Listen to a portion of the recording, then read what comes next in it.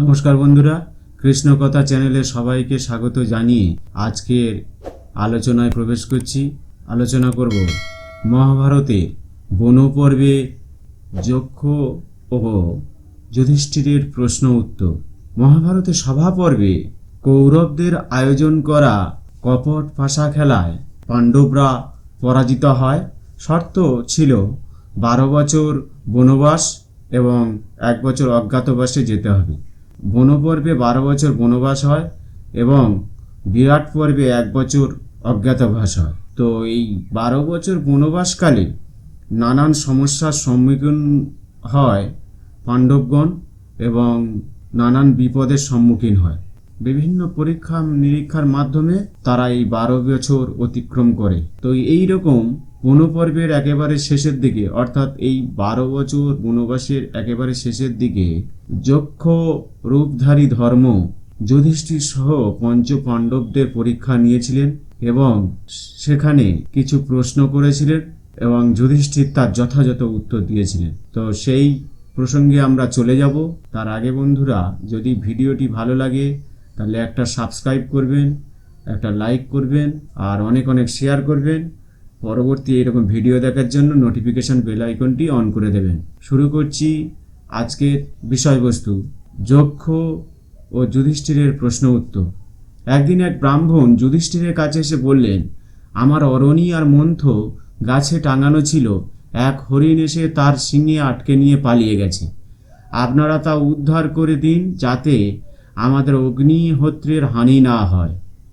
যুধিষ্ঠির তখনই তার ভ্রাতাদের সঙ্গে হরিণের অন্বেষণে যাত্রা করলেন। তারা হরিণটি দেখতে পেয়ে নানা প্রকার বাণ নিক্ষেপ করলেন, কিন্তু তাকে বিদ্ধ করতে পারলেন না।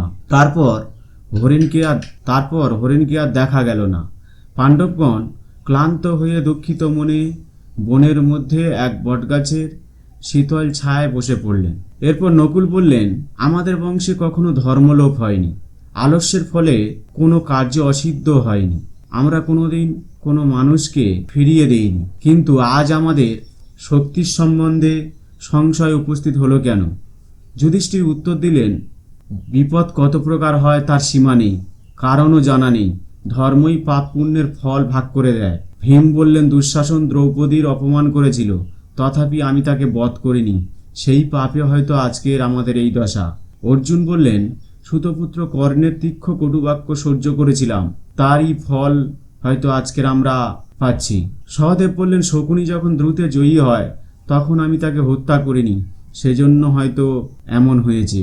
হঠাৎ পাণ্ডবগণ তৃষ্ণার্ত হয়ে পড়েন। যুধিষ্ঠিরের আদেশে নকুল বটগাছে উঠে চতুর্দিকে দেখতে লাগলেন নিকটে কোথাও জলাশয় আছে কিনা, এবং কিছু পরে জানালেন নিকটেই জল পাওয়া যাবে। যুধিষ্ঠির বললেন, তুমি শীঘ্র তুনে করে জল নিয়ে এসো। নকুল জলের কাছে উপস্থিত হয়ে জল পান করতে গেলেন। এমন সময় অন্তরিক্ষ থেকে কে যেন বলছে, বৎস, এই জল আমার অধিকারে আছে, আগে আমার প্রশ্নের উত্তর দাও, তারপর জল পান করো। পিপাসার্থ নকুল তার সেই কথা গ্রাহ্য না করে জল পান করলেন এবং ভূপতিত হলেন। নকুলের বিলম্ব দেখে যুধিষ্ঠির সহদেবকে পাঠালেন। সহদেবও আকাশবাণী শুনলেন এবং জল পান করে ভূপতিত হলেন। তারপর যুধিষ্ঠির একে একে অর্জুন ও ভীমকে পাঠালেন। তারাও পূর্বের মতো জল পান করে ভূপতিত হলেন। ভ্রাতারা কেউ ফিরে আসছে না দেখে যুধিষ্ঠির উদ্বিগ্ন হয়ে সেই জনহীন মহাবনে প্রবেশ করলেন এবং এক স্বর্ণময় পদ্মশোভিত সরোবর দেখতে পেলেন। সেই সরোবরের তীরে ধনুর্বাণ বিক্ষিপ্ত হয়ে রয়েছে এবং তার ভ্রাতারা প্রাণহীন নিশ্চেষ্ট হয়ে পড়ে আছে। দেখে যুধিষ্ঠির শোকাকুল হয়ে বিলাপ করতে লাগলেন। ভ্রাতাদের গায়ে অস্ত্রাঘাতের চিহ্ন নেই, ভূমিতে কারো পদচিহ্ন নেই দেখে যুধিষ্ঠির ভাবলেন কোনো মহাপ্রাণী এদের বধ করেছে, অথবা দুর্যোধন বা শকুনি এদের গুপ্ত হত্যা করিয়েছে। যুধিষ্ঠির সরোবরে নেমে জলপান করতে গেলে এমন সময় উপর থেকে শুনলেন, আমি মৎস্য শৈবালভোজী বক, আমি তোমার ভ্রাতাদের পরলোকে পাঠিয়েছি। আমার প্রশ্নের উত্তর না দিয়ে জলপান করলে তুমিও সেখানে যাবে। যুধিষ্ঠির বললেন, আপনি কোন দেবতা? মহাপর্বততুল্য আমার 4 ভ্রাতাকে আপনি নিপাতিত করেছেন, আপনার অভিপ্রায় কি বুঝতে পারছি না। আমার অত্যন্ত জানার কৌতূহল হচ্ছে, ভগবান কি আপনি? যুধিষ্ঠিরের প্রশ্নের উত্তরে তিনি বললেন, আমি যক্ষ। তখন তাল বৃক্ষের ন্যায় মহাকায় বিকটাকার সূর্য ও অগ্নির ন্যায় তেজস্বী এক যক্ষ বৃক্ষে ভর দিয়ে দাঁড়িয়ে মেঘগম্ভীর স্বরে বললেন, রাজা, আমি বহুবার বারণ করেছিলাম, তথাপি তোমার ভ্রাতারা জল পান করতে গিয়েছিল, তাই তাদের মেরেছি। যুধিষ্ঠির, তুমি আগে আমার প্রশ্নের উত্তর দাও, তারপর জল পান করো। যুধিষ্ঠির বললেন, যক্ষ, তোমার অধিকৃত বস্তু আমার চাই না, তুমি প্রশ্ন করো, আমি বুদ্ধি অনুসারে উত্তর দেব। এরপর যক্ষ একে একে অনেকগুলি প্রশ্ন করলেন। যুধিষ্ঠিরও তার যথাযথ উত্তর দিলেন।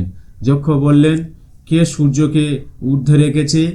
কে সূর্যের চতুর্দিকে ভ্রমণ করে? কে তাকে অস্ত্রে পাঠায়? কোথায় তিনি প্রতিষ্ঠিত আছেন? উত্তরে যুধিষ্ঠির বললেন, ব্রহ্ম সূর্যকে ঊর্ধ্বে রেখেছেন, দেবগণ তার চতুর্দিকে বিচরণ করেন, ধর্ম তাকে অস্ত্রে পাঠায়, সত্যে তিনি প্রতিষ্ঠিত আছেন। যক্ষ বললেন, ব্রাহ্মণের দেবত্ব কি কারণে হয়? কোন ধর্মের জন্য তারা সাধু?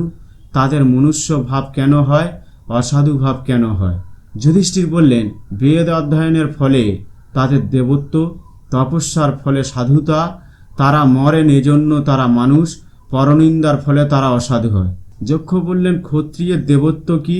সাধু ধর্ম কি? মনুষ্য ভাব কি? অসাধু ভাব কি? যুধিষ্ঠির উত্তরে বললেন, অস্ত্র নিপুণতায় ক্ষত্রিয়ের দেবত্ব, যজ্ঞই সাধু ধর্ম, ভয় মনুষ্য ভাব, শরণাগতকে পরিত্যাগ করায় অসাধু ভাব। যক্ষ বললেন, পৃথিবী অপেক্ষা গুরুতর কে? আকাশ অপেক্ষা উচ্চতর কে? বায়ু অপেক্ষা শীঘ্রতর কে? তৃণ অপেক্ষা বহুতর কে? যুধিষ্ঠির উত্তরে বললেন, মাতা পৃথিবী অপেক্ষা গুরুতর, পিতা আকাশ অপেক্ষা উচ্চতর, মন বায়ু অপেক্ষা শীঘ্রতর, চিন্তা তৃণ অপেক্ষা বহুতর। যক্ষ তখন বললেন, সুপ্ত হয়েও কে চক্ষু মুদ্রিত করে না? জন্মগ্রহণ করেও কে স্পন্দিত হয়? কার হৃদয় নেই? বেগ দ্বারা কে বৃদ্ধি পায়? যুধিষ্ঠির বললেন, মৎস্য নিদ্রাকালেও চক্ষু মুদ্রিত করে না, অণ্ড প্রসূত হয়েও স্পন্দিত হয়, পাষাণের হৃদয় নেই, নদী বেগ দ্বারা বৃদ্ধি পায়। যক্ষ বললেন, প্রবাসী গৃহবাসী আতুর ও মুমূর্ষু এদের মিত্র কারা? যুধিষ্ঠির উত্তরে বললেন, প্রবাসীর মিত্র সঙ্গী, গৃহবাসীর মিত্র ভাজ্যা, আতুরের মিত্র চিকিৎসক, মুমূর্ষুর মিত্র দান।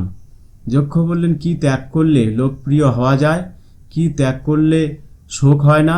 কি ত্যাগ করলে মানুষ ধনী হয়? কি ত্যাগ করলে সুখী হয়? যুধিষ্ঠির উত্তরে বললেন, অভিমান ত্যাগ করলে লোকপ্রিয় হওয়া যায়, ক্রোধ ত্যাগ করলে শোক হয় না, কামনা ত্যাগ করলে লোকে ধনী হয়, লোভ ত্যাগ করলে সুখী হয়। তারপর যক্ষ বললেন, বার্তা কি? আশ্চর্য কি? পন্থা কি? সুখী কে? আমার এই প্রশ্নের উত্তর দিয়ে তুমি জল পান করো। উত্তরে যুধিষ্ঠির বললেন, এই মহামোহরূপ কটাহে কাল প্রাণীসমূহকে পাক করছে, সূর্য তার অগ্নি, দিন রাত্রি তার ইন্ধন, মাস ঋতু তার আলোড়নের দৈবী, এই হলো বার্তা। প্রাণীগণ প্রত্যহ যমালয়ে যাচ্ছে, তথাপি অবশিষ্ট সকলে চিরজীবী হতে চায়। এর চেয়ে আশ্চর্যের আর কি আছে? বেদ বিভিন্ন, স্মৃতি বিভিন্ন, এমন মুনি নেই যার মত ভিন্ন নয়। ধর্মের তত্ত্ব গুহায় নিহিত। অতএব মহাজন যে পথে গমন করেছেন সেই পথই আমাদের পথ। যক্ষ বললেন, হে জলচর, যে লোক ঋণী ও প্রবাসী না হয়েও দিবসের অষ্টম ভাগে শাক রন্ধন করে সেই সুখী। এরপরে যক্ষ বললেন, তুমি আমার প্রশ্নের যথাযথ উত্তর দিয়েছ, এখন বলো পুরুষ কে, সর্বে ধনেশ্বর কে? উত্তরে যুধিষ্ঠির বললেন, যার পুণ্য কর্মের শব্দ স্বর্গ ও পৃথিবী স্পর্শ করে, যতকাল সেই শব্দ থাকে ততকালই লোকে পুরুষ রূপে গণ্য হয়। প্রিয় অপ্রিয় সুখ দুঃখ, প্রিয় অপ্রিয় সুখ দুঃখ, অতীত ও ভবিষ্যৎ যিনি তুল্যজ্ঞান করেন তিনি সর্বে ধনেশ্বর। যক্ষ বললেন, রাজা, তুমি এক ভ্রাতার নাম বলো যাকে তুমি বাঁচাতে চাও। যুধিষ্ঠির বললেন, মহাবাহু নকুলের জীবন লাভ করুক। যক্ষ বললেন, ভীমসেন তোমার প্রিয় এবং অর্জুন তোমার অবলম্বন, এদের ছেড়ে দিয়ে বইমাত্র ভ্রাতা নকুলের জীবন কেন চাইছ? যুধিষ্ঠির বললেন, যদি আমি ধর্ম নষ্ট করি তবে ধর্মই আমাকে বিনষ্ট করবে। যক্ষ, কুন্তী ও মাতৃ দুজনেই আমার পিতার ভার্যা, এদের দুজনেরই পুত্র থাকুক এই আমার ইচ্ছা। আমি দুই মাতাকেই তুল্যজ্ঞান করি। যক্ষ বললেন, ভরত শ্রেষ্ঠ তুমি, অর্থ ও কাম অপেক্ষায় শ্রেষ্ঠ তুমি, অতএব তোমার সকল ভ্রাতার জীবন লাভ করুক। ভীমসহ সকলে গাত্রোত্থান করলেন, তাদের ক্ষুধা পিপাসা দূর হলো। যুধিষ্ঠির যক্ষকে বললেন, আপনি অপরাজিত হয়েও এই সরোবরের তীরে এক পায়ে দাঁড়িয়ে আছেন, আপনি কোন দেবতা? আমার এই মহাবীর ভ্রাতাদের নিপাতিত করতে পারেন এমন যোদ্ধা আমি দেখিনি। এরা সুখে অক্ষত দেহে জাগরিত হয়েছেন, বোধহয় আপনি আমার শহীদ অথবা পিতা। যক্ষ বললেন, বৎস, আমি তোমার জনক ধর্ম, তুমি বর চাও। যুধিষ্ঠির বললেন, যার অরণীয় মন্থ হরিণ নিয়ে গেছে সেই ব্রাহ্মণের অগ্নিহোত্র যেন লুপ্ত না হয়। ধর্ম বললেন, তোমাকে পরীক্ষা করবার জন্য আমি মৃগরূপে অরণীয় মন্থ হরণ করেছিলাম, এখনই তা ফিরিয়ে দিচ্ছি, তুমি অন্য বর চাও। যুধিষ্ঠির বললেন, আমাদের 12 বৎসর পূর্ণ হয়েছে, এখন 13 বৎসর উপস্থিত, আমরা যেখানেই থাকি না কেন লোকে যেন আমাদের চিনতে না পারে। ধর্ম বললেন, তাই হবে, তোমার নিজের রূপ ধারণ করে থাকলেও কেউ তোমাদের চিনতে পারবে না। তোমরা 13 বৎসর বিরাট রাজার নগরে অজ্ঞাত হয়ে থেকো, তোমরা যেমন ইচ্ছা সেই প্রকার রূপ ধারণ করতে পারবে। তারপর পাণ্ডবগণ আশ্রমে ফিরে গেলেন এবং ব্রাহ্মণকে অরণীয় মন্থ দিলেন। নমস্কার বন্ধুরা, যদি ভিডিওটি ভালো লাগে সাবস্ক্রাইব করবেন, লাইক করবেন, অনেক অনেক শেয়ার করবেন। যদি এইরকম ভিডিও দেখতে চান